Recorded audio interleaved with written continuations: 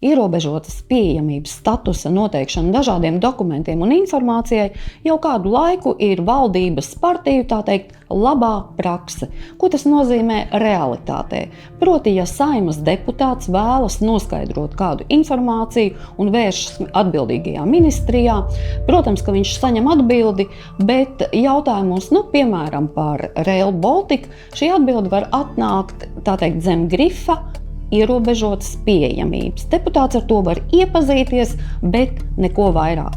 Līdz ar to Latvija pirmajā vietā frakcijas deputāti izstrādāja grozījumus 3 likumos, kas nosaka ierobežotu pieejamību, un iesniedz šos likumus Saeimas plenārsēdē.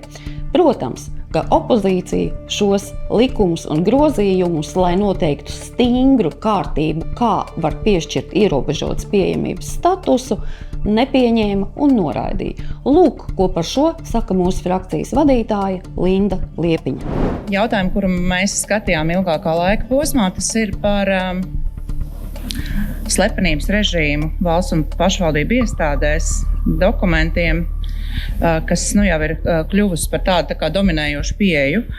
Un ļoti bieži iestādes atsaka informācijas pieprasījumus, norādot uz dažādiem, bieži vien visai apšaubāmiem apsvērumiem, vai izmantojot argumentus par nacionālo drošību vai personu datu aizsardzību.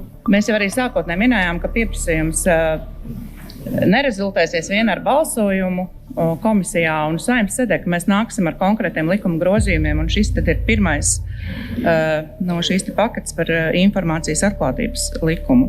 Un šajā sakarībā, kā es minēju, mums jau bija šis te pieprasījums, un, protams, ka pieprasījuma komisijā pieprasījums tika noraidīts. Visticamāk, šis pieprasījums tiks noraidīts arī šīs Saeimas sēdē.